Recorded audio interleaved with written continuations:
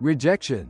It burns. It stings. Whether it comes from someone you love, a job you hoped for, or a group you thought you belonged to, rejection feels personal. It feels like a statement on your worth, a final verdict that says, you are not enough. And when that sting lands, the natural reaction is to beg for answers, to chase for closure, to prove your worth. But that's not the Stoic way. The Stoics saw rejection not as failure, but as redirection, not as loss, but liberation. They didn't crumble under rejection, they studied it.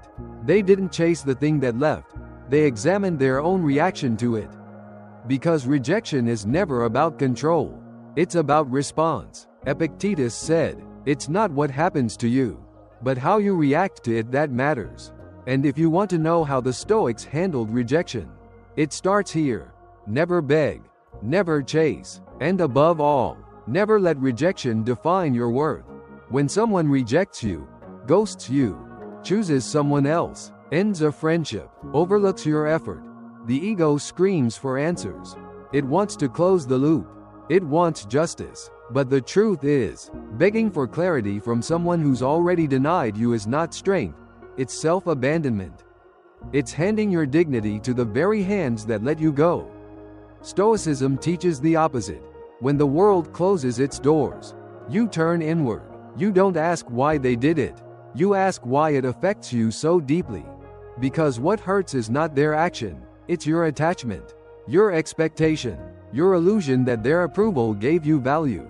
Marcus Aurelius said, you have power over your mind, not outside events. Realize this, and you will find strength. Rejection is an outside event. You don't control who stays or who leaves. What you control is how calmly you can remain still while the door slams.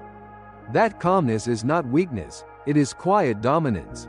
It is presence without persuasion. It is self-respect without performance. Begging after rejection is a form of self-erasure. It says, you've decided I'm not enough. And I agree, please reconsider. But the Stoic does not negotiate their value. They do not lower their standards to win temporary approval. They do not try to reconvince someone who couldn't see their worth the first time. Rejection, for the Stoic, is not a command to fight harder. It is a signal to withdraw with grace. Think of a tree in winter. It does not beg the sun to stay. It does not chase after the birds that migrate. It simply sheds what no longer serves, and waits in silence, because it knows spring will come again. This is how the Stoic handles rejection.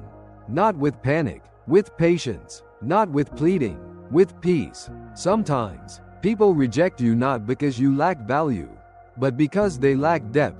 They cannot see beyond the surface. They are operating from fear, ego, or confusion. That is not your burden to fix. The Stoic never makes another person's blindness their personal crisis. They walk away, not out of bitterness, but clarity. Seneca wrote, it is the power of the mind to be unconquerable, to be rejected and not crumble. That is the true test of your strength. And when the urge to chase arises, the Stoic asks, what am I really running after? Is it the person, the opportunity, or is it my image of what I thought it meant about me? So much of our suffering doesn't come from what we lost, but from what we believed it said about us. But the Stoic detaches from narrative. They say, this event happened. That is all. And they move forward, not because it doesn't hurt, but because they know healing begins with movement, not obsession. To never beg and never chase doesn't mean you suppress emotion. It means you process it in solitude. You let grief wash over you. You feel the pain, but you do not let it dictate your actions. The Stoic mourns in stillness and grows in silence. They don't post vague quotes. They don't send closure-seeking messages. They don't replay conversations. They sit, breathe, and rebuild. And when the one who rejected them sees this stillness, they often return. Why? Because nothing is more magnetic than the person who didn't fall apart, who didn't perform for attention, who didn't make their absence a spectacle. The Stoic becomes unforgettable not by clinging, but by detaching, not by noise, but by quiet evolution. But by then, the Stoic rarely wants them back. Because in the stillness of rejection, they discovered something greater, themselves. They realized that begging for love is never real love, that chasing for validation is a trap, that anyone who leaves easily was never solid to begin with, and anyone who only values you once you've detached never truly valued you in the first place. So how does the Stoic truly handle rejection? They allow it, without resistance, without bargaining, without dramatizing. They don't make it personal. They make it purposeful. They don't lower themselves to reclaim what left. They rise to meet what's coming. And they understand that sometimes rejection is not the end of connection. It is the beginning of freedom. Never beg for love. Love that demands begging is not love, it is control. Never chase what flees. Anything that can be lost through your silence was never strong enough to walk with your truth. Never try to convince someone of your worth. Your existence already proves it. And never let rejection be the story you tell yourself. It's just a chapter. The Stoic turns the page, not because they are heartless, but because they are whole. We must learn, as the Stoics did, to separate desire from dignity, to feel pain, but not identify with it, to be passed over, but not diminished, to be denied, but not destroyed. The mind is where all suffering begins, and where all healing must start. Rejection is a test of the mind, and the Stoic does not fail. Let others run after the things that left. You, walk forward.